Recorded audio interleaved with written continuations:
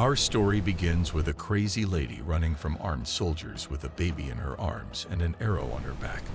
Fortunately, her attackers are very incompetent, and it's easy to outsmart them. But that won't work with a turbulent river, and she ends up getting dragged away by the current. About to drown, the woman prays to Lord Shiva, and we find out that's not even her baby. His mother is waiting for him, and so does the whole Mahishmati kingdom, because he happens to be the next in line to the throne. The woman holds him upwards and waits for a miracle. Now the water is above her head, and it's not looking good for the little crown prince. But the sun is rising and the local tribe is coming to the river. Their jaws drop at the bizarre sight of a crying baby attached to an impossibly uprisen arm. One of the tribesmen swims there and rescues the infant, not really giving a crap about the woman. They all noticed that her arm was mysteriously pointing to the mountaintop. And then they find a cave they'd never seen before.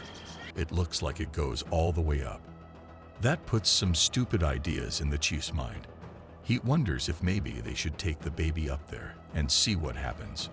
But his wife Sangha has already made up her mind. As she has no children and has always wanted one, it is evident that the river deity has sent this bundle of joy to her specifically, and whoever dares to object better start praying. To make sure nobody gets any ideas about taking her little angel to an unsafe adventure, Sangha orders the men to close the cave with a huge rock. Time goes up and the little boy, who's been named Shiva, becomes inexplicably obsessed with the top of that mountain.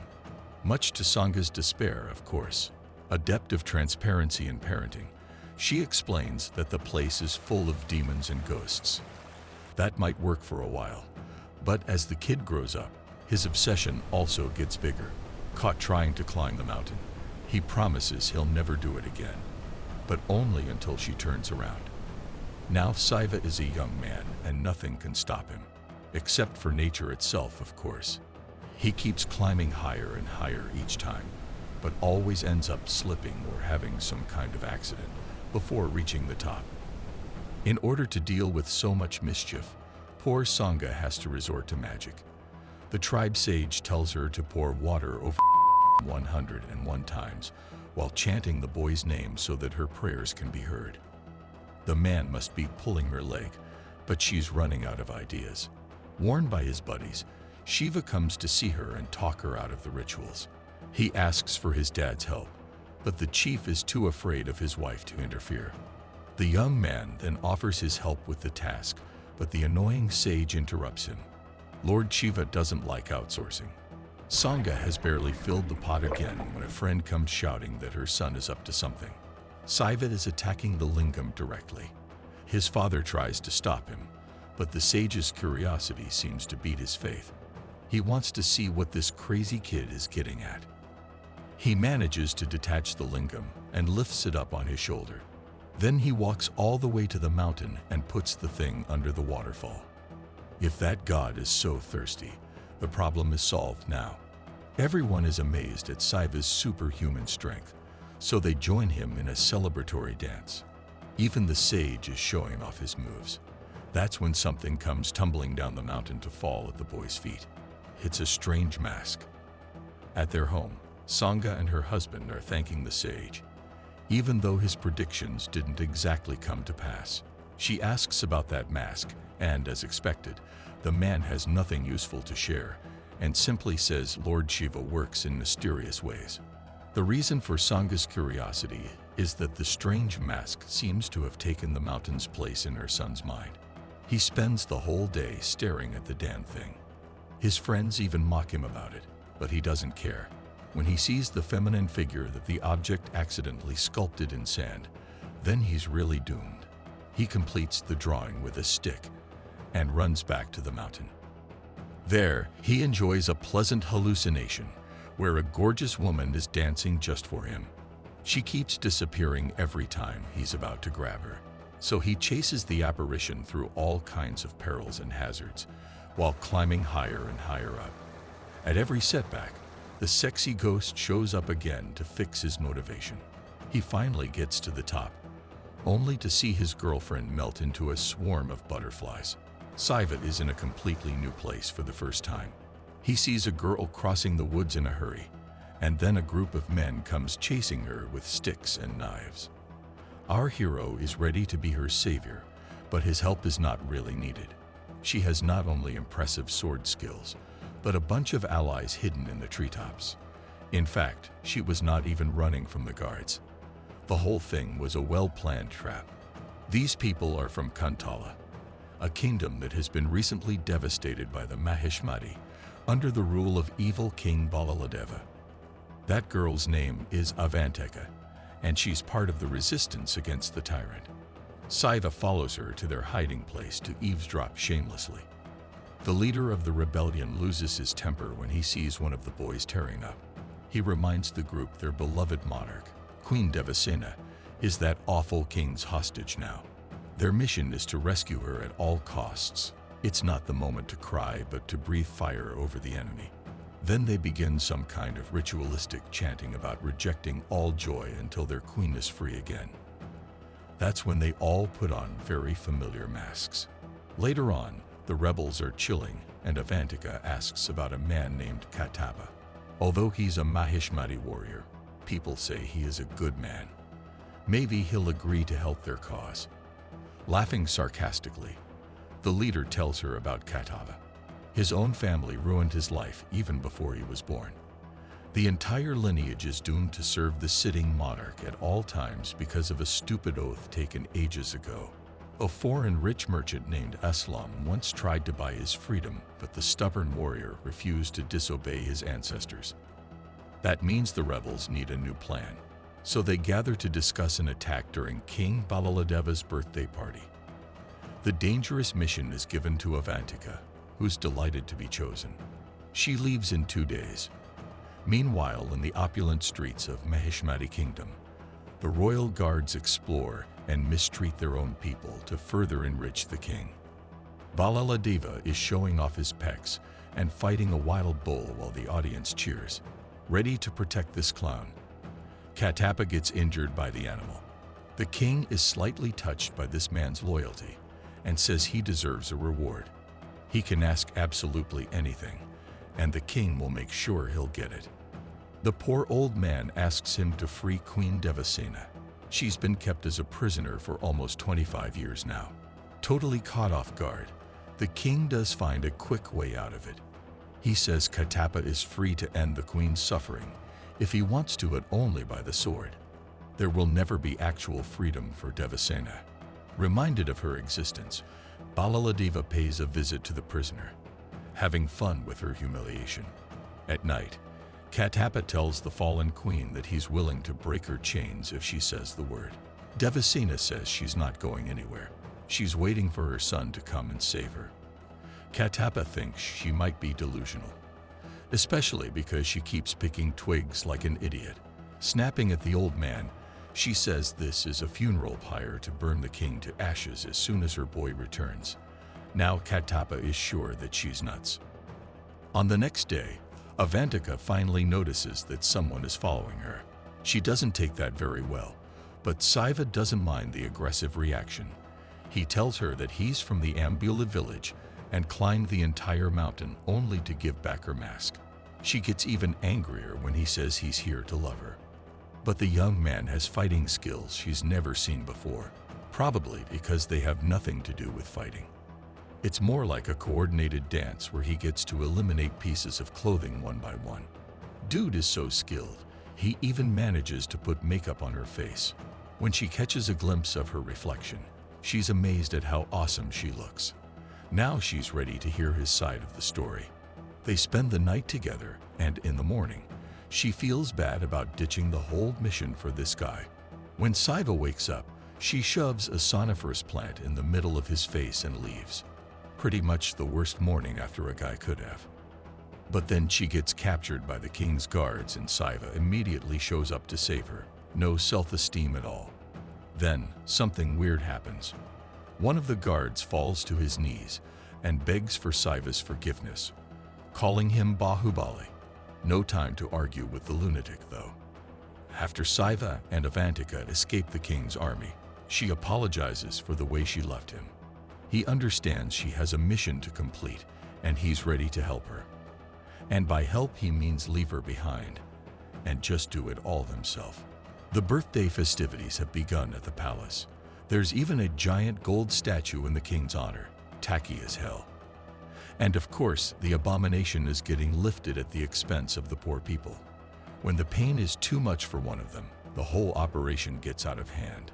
It looks like a tragedy is about to happen. But then everyone stares in disbelief when a single man holds it up.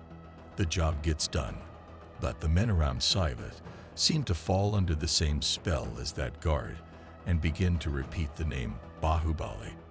By the time the statue is in place, the king couldn't care less about it because the whole crowd is chanting that name he hates so much. Not to mention the smile of triumph on Devasina's face. That's a ruined birthday for sure. Back at the tribe, poor Sangha is sobbing. She's worried sick about her son, but her husband points out no one could really harm him.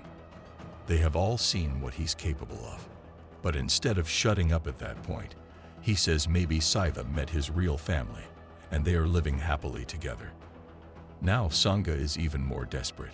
She forces the men to reopen that old cave. Night falls, and the king is determined to take the frustration out on someone weaker. So he calls the guards to ask if anyone saw the agitator who began the unpleasant demonstration earlier. Shiva is infiltrated among the men, and he's the only one to step forward. Balaladeva freezes when they make eye contact and sends his son Badra after him. Devasena is watching from the courtyard as her son comes out of the palace. The sight of the queen in shackles fuels him with rage and gives him even more strength. Someone remembers Katapa's existence, and he is summoned to fight the intruder. From the balcony, he sees Shiva has set the queen free. He takes a carriage to get away, and Badra sends the warrior after him, with specific orders to bring him alive. Shiva gets ambushed in the middle of the road and wakes up to a horrid scene. Devasena is back in her chains, and Badra is mistreating her. It's not long before Shiva breaks free and makes them all pay. The prince is almost wetting his pants and crying for Katapa's help. The warrior tells him to get it together. He's here to protect him. The three of them start to fight. The rebels arrive right before the rest of the guards and a battle begins. And there is one more group to join this fun party, Sangha and her crew. They found out the cave really is a path upwards, which could have saved the trouble for Shiva for all these years. But let's not dwell in the past. There's some real drama going on here. Shiva grabs Katapa's special sword and uses it to make the prince part ways with his own head. Probably more enraged about the sword than the victim, Katapa charges towards Shiva. But then he gets a proper look at his face and kneels before him. I'm sure you get what he says now. Bahubali. Everyone begins to kneel too, as Devasena smiles and Sangha frowns. Avantika is a bit confused, but just goes with the flow. Now Shiva is getting mad at this whole thing, and the older folks have some explaining to do. Katapa says the Mahishmati kingdom was a happy and peaceful place until 50 years ago, when they lost their king shortly before the queen died during childbirth. As the crown prince was only a baby, the next in line should be Lord Bajaladeva, the king's brother. But the guy was so famously greedy and scheming that nobody seriously considered him. His wife, however, was widely respected and beloved. Her name was Savagami, and she has just given birth to little Baladeva. So she took upon herself to raise him side by side with the orphan prince, Amarendra Bahubali. Then time would tell which one was king material. Right before it was time to make a decision, a man named Sakita betrayed the kingdom. Both princes were sent to capture the traitor. They found him near the edge of a cliff. Sakita jumped to avoid interrogation, and Bahubali went after him, tied to a rope that Balaladeva was supposed to hold tight. Only the arrival of Kapata with the guards prevented an awful betrayal. Sakita then told the princes that he sold their military secrets to the vicious Kalakia tribe. Their army was 4 times bigger than the Mahishmati, and they had a reputation for annihilating everything in the enemy's land. Their leader was a horrible man named Inkoshi. Lord Bijiladeva, Sivagami, and the two king candidates had to work together to protect their home from the imminent invasion. Predicting some sabotage opportunities, Bijiladeva decided that the prince who succeeded against Inkoshi would be crowned king. And then he gave the best weapons to his own son, of course. Before the actual war, there was a fun meeting with the rulers of both sides where they kept insulting each other. Laughing at the silly contest to get a king, Inkoshi said neither prince had a chance to survive the Kalakiyas, and they would eventually crown his own baby with Sivagami. That made her so furious, she changed the mission and asked the princes to bring that guy alive. She wanted a chance to teach him some manners. When the war started, the Mahishmati were shocked to learn their enemies had captured several villagers to use as a human shield. That didn't stop Balaladeva. Everyone could see then that he was not at war to protect those people. He just wanted to be king. On the other hand, Bahubali's moral restraints and inferior resources were not such an obstacle because he used creativity. He was also revealed to be a great motivational speaker, inspiring the soldiers to keep going even when it looked like defeat was certain. In the end, Sivagami didn't get to play with her enemy because Inkoshi didn't survive. Bahubali was crowned king and his cousin was made general. While the people rejoiced at the outcome, Balaladeva and his father never truly accepted it.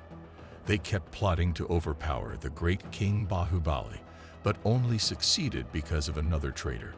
Back to the present day, Kataba has tears in his eyes when he confesses the truth.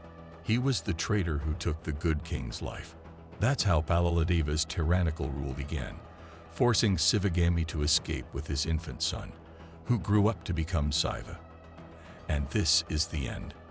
This was a recap of the 2015 movie Bahubali, The Beginning by Arca Media Works, starring Prabhas and Rana Dagabati. So which tribe or kingdom was the coolest? Let us know in the comments below with #Cinemarca. Until next time.